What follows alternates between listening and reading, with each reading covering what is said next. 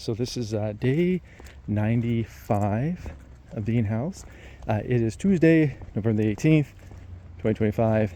And I just did one of these videos and I accidentally provided some information that's sensitive information. So I'm just starting a new one. So the other one was a little more oomph, and I find this one will probably lack that oomph because it's the second time through. But today, so I just finished my shift at work and something happened, something took place, and I just want to share this with you. These are things that I learn in the moment, and I take a snapshot of not just the gravity, but the way I experience things in the moment, like in its fullness, and then that way I can learn from it, and I can have more of an acute, and I like using the word arcane, understanding of it, as opposed to, right now, if I think back about it, I might think, oh yeah, that was a little uncomfortable. But you're going to see in a moment, the snapshot that I'm able to recall, it paints a much more colorful picture, meaning I felt humiliated, in all honesty. So anyway, today we had a meal, a very basic meal, and I'll save the portion that I was working on for the end of this video.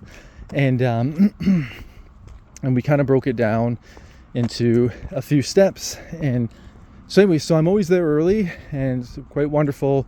It gives a lot of time to prep.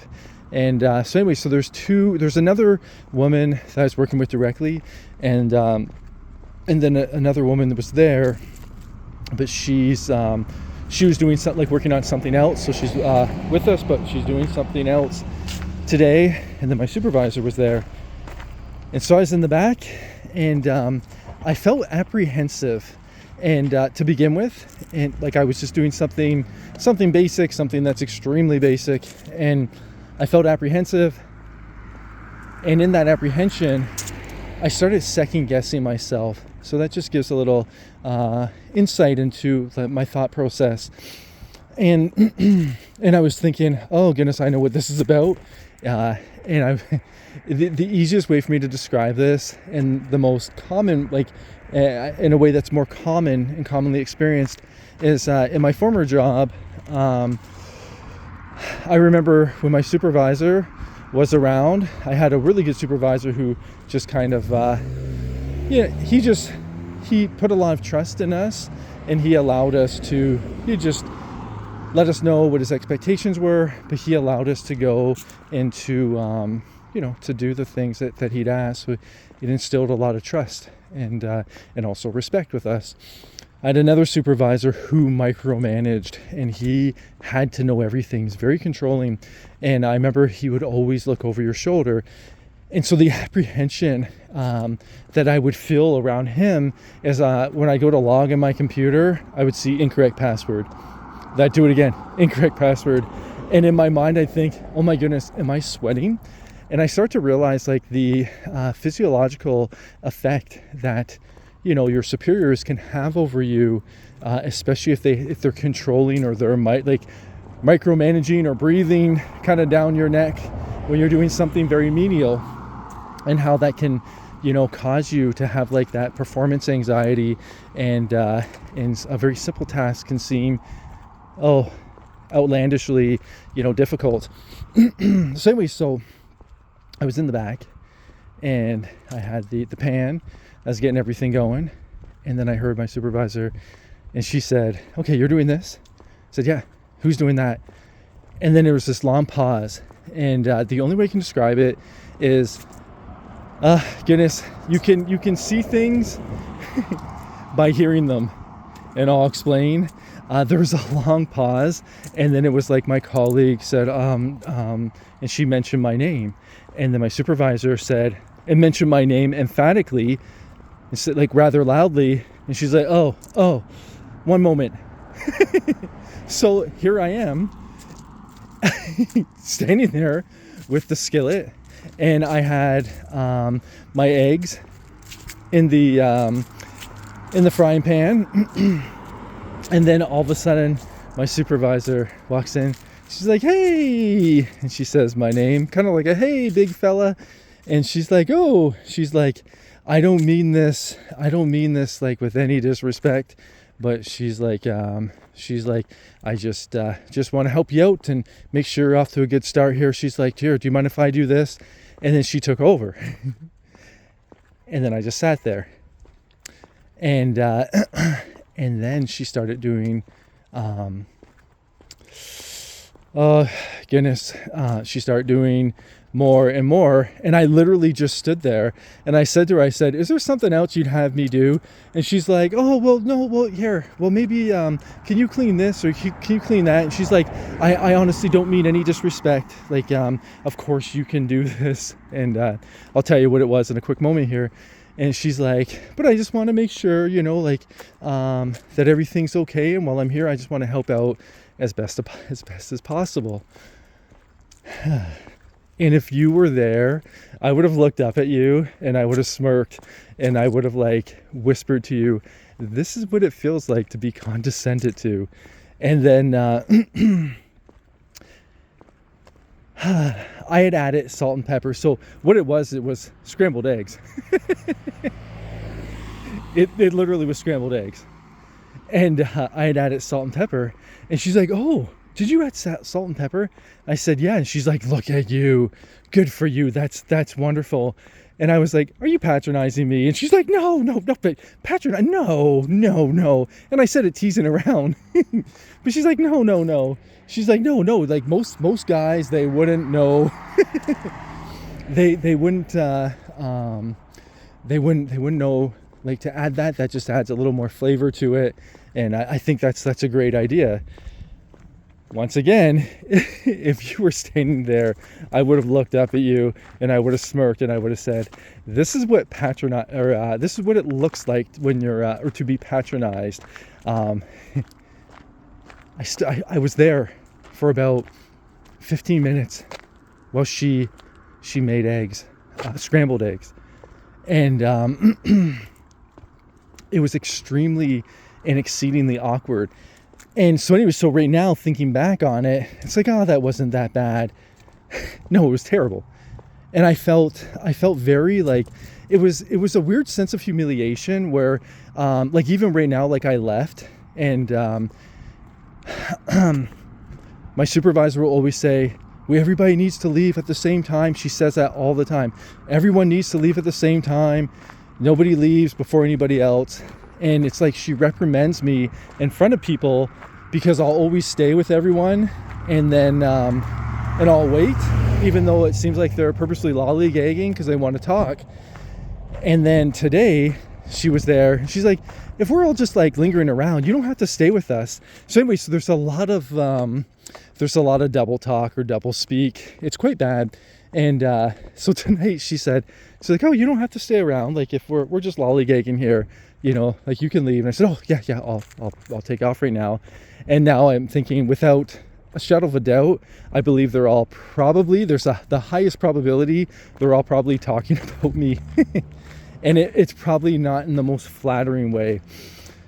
And so anyway, so I noted after, like, so she did that, she cooked the eggs, I just sat there, and one of our main conversations is she wants everybody, like, everybody should always be doing something, everybody should be doing this, doing that, and there's so many things that need to be done, yet for some reason we had two of us cooking scrambled eggs, and she didn't even teach me, which would, that would actually make a little more sense if she's like, "Okay," and once again, that would be very patronizing as well, but you crack the egg, put the egg in. Well, first put the butter in the pan, let the butter come to, let it come to a little bit of, let it brown up a little bit, and then you add the eggs and add milk or however you're going to do it. Anyways, so that happened. And it was very, very awkward. Very, very awkward. And we'll talk about it in a moment here. Okay, I'm just sitting on a park bench here by the water. And so anyway, so yeah, that, well, first and foremost, let's talk about it. So I love to learn from all situations, especially the negative ones, especially the really hurtful ones, especially the ones where if you feel like you've been condescended to, there's a high probability you were condescended to. If you feel that somebody is humoring you or patronizing you, there is a strong possibility that somebody's humoring you or patronizing you.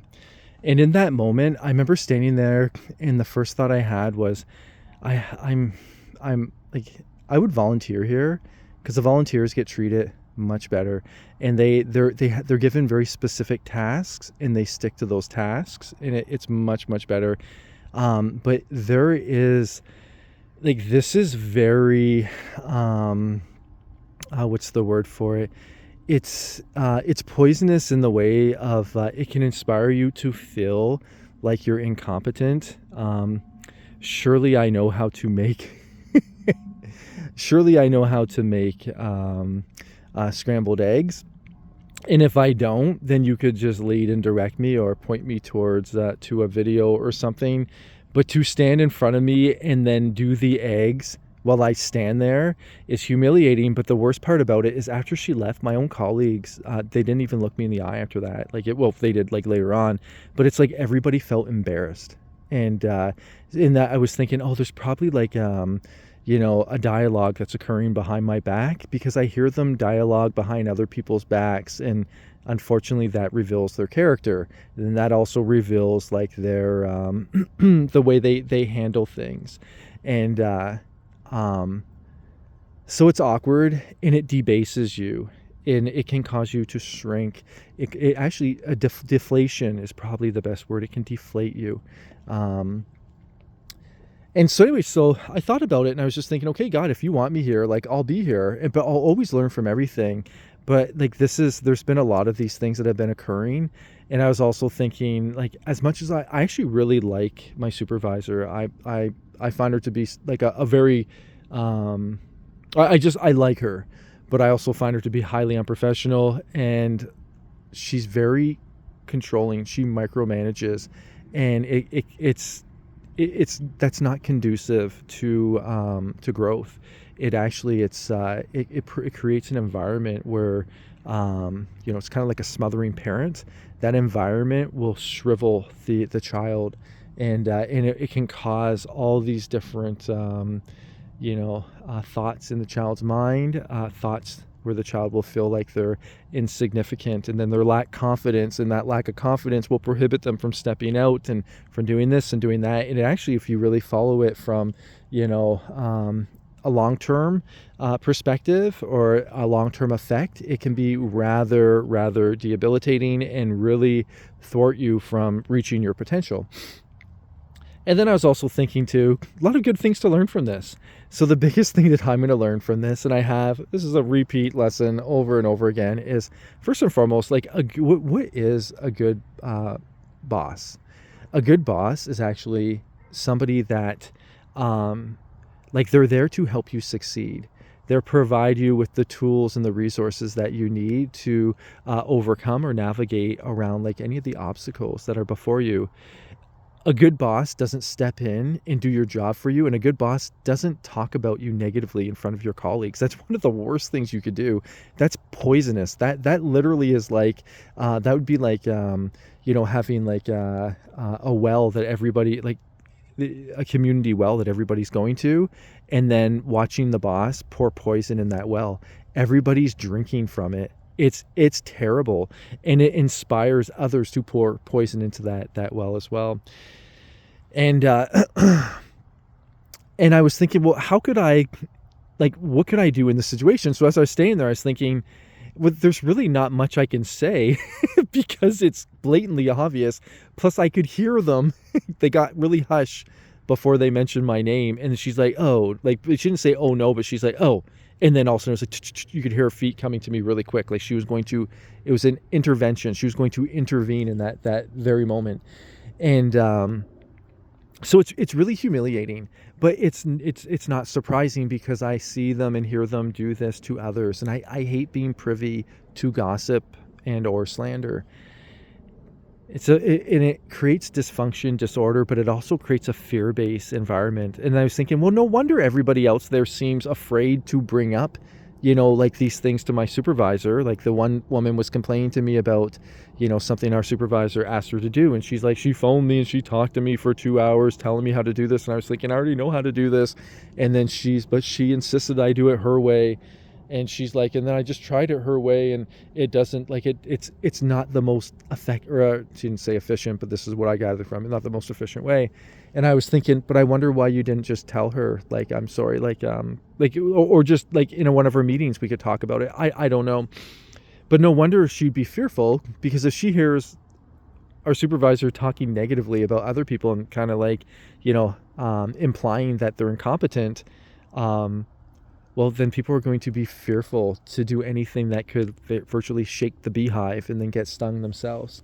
And so anyhow, a lot of good things to learn from this, but it's, and I think like for members of the vulnerable population, the one comparison I want to give is, the other job I was working, like, I just want to speak hope into your heart. There's a lot of supervisors that I believe being well, first and foremost, I want to say, I don't know how difficult it would be to do the role that my supervisor's doing. I can respect that. I can respect her. I can respect her, her position. And also I can respect the blind spot that I have, because I've never actually physically done that role. And I don't really know much about it. So there's probably going to be a lot more to it than I could, than I would visualize in my mind. But there are some basics in the way we, how to treat people, and basics with professional etiquette. She's lacking in those areas. So it's very wise for me I talk a lot about like sifting, like being up in the Klondikes and then sifting gold from the things that are, of the earth, or like the debris. And it's the same thing with in atmospheres like this. You don't just want to soak up everything. When people say, oh, I soak up knowledge like a sponge. I don't. You have to sift through what is pure, what is worthy to be kept, and then get rid of the things that are not good. And like that treatment is not good at all. But it's wonderful to take a snapshot, because I never want to inspire anybody to feel like that way.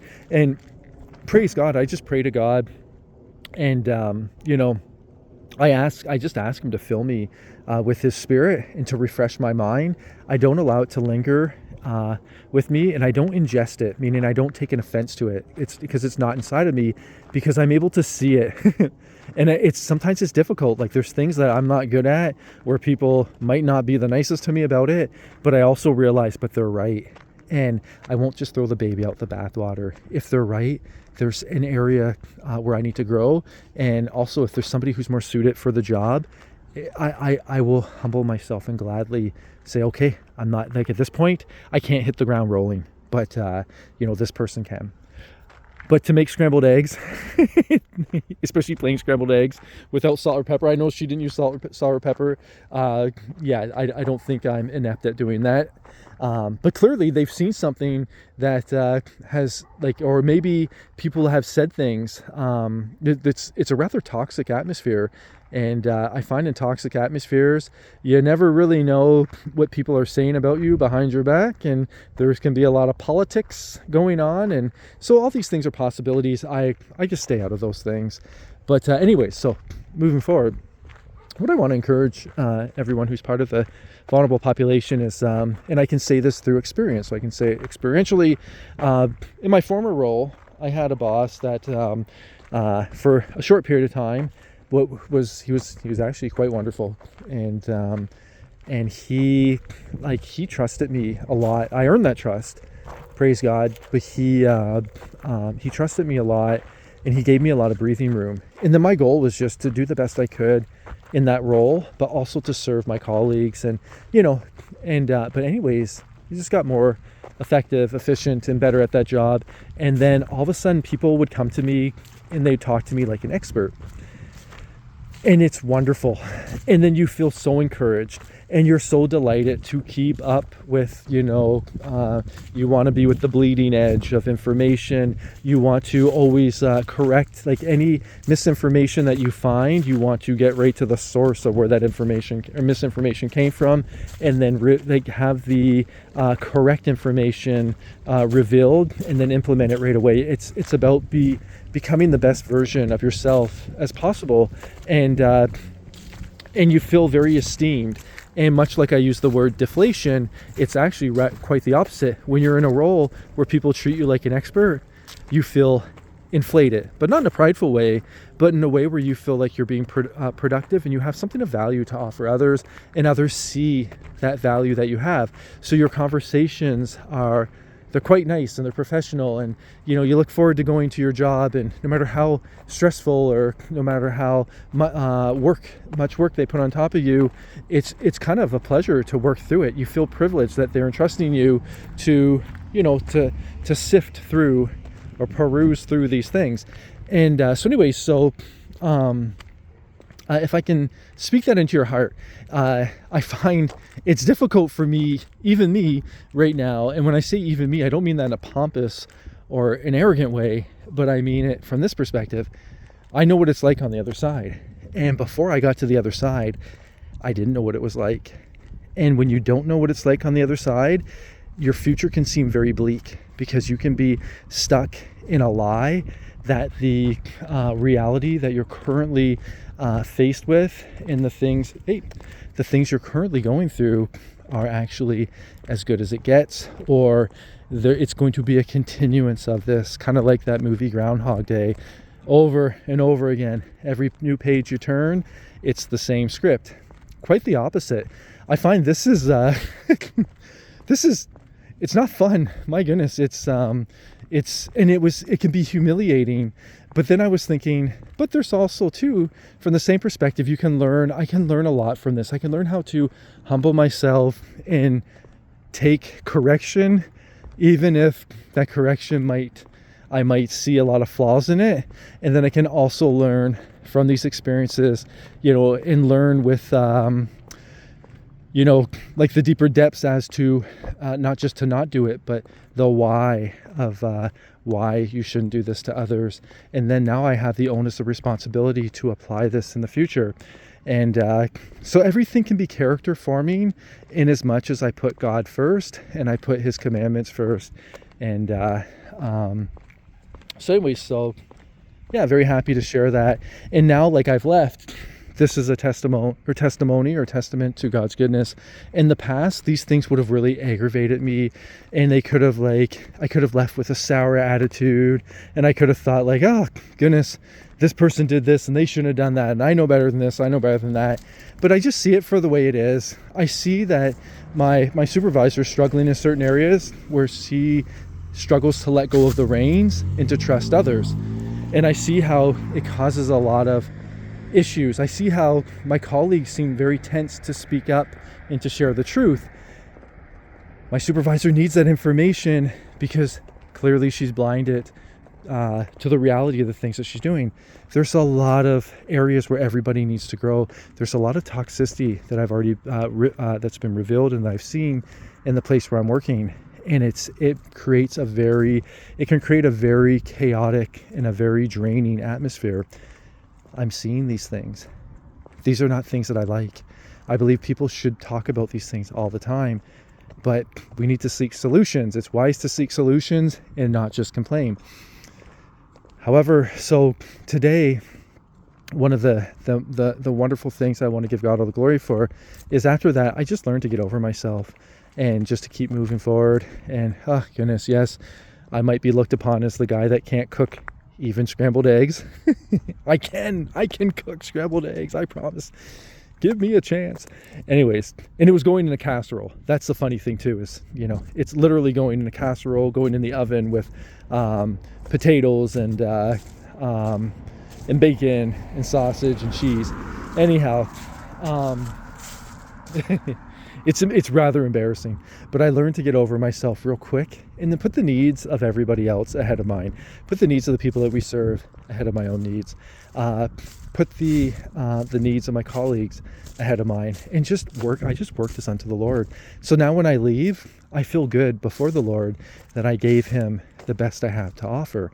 And that's actually the best you can actually give, because if you give God the best you have to offer in that moment, that means you didn't wait, like nothing was squandered and nothing was wasted.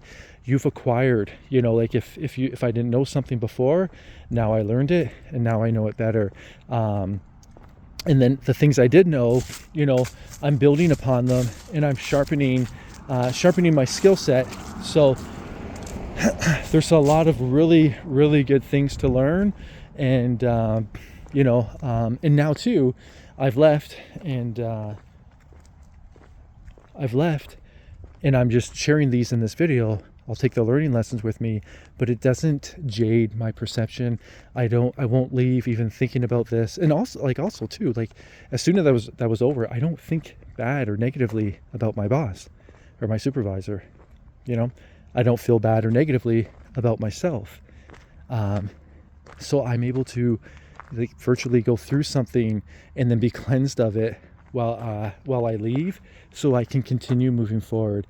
And I think the most wonderful thing, I know this is a popular Bible passage, but this too shall pass, but it's the same thing. When you're going through these things, it's wise to understand and to hearken to, those that have been through things like this. They're say, oh yeah, I remember a time when A, B, and C and D happened, but then they've moved on to F and G, and those that are at F and G, they can talk to people that are on H, I and J, and just keep moving up to the next rung on the ladder. But don't allow these things to fester inside of you and then to eat away at you and to deflate you. That's where the problems are, and those things can become concurrent and they will seep into every other facet or avenue of your life. And I think I'm excited. Tomorrow I have the appointment to talk about going back to school and doing some online training. So I got to be prepared for that. I'm excited for that opportunity and excited to share with you guys.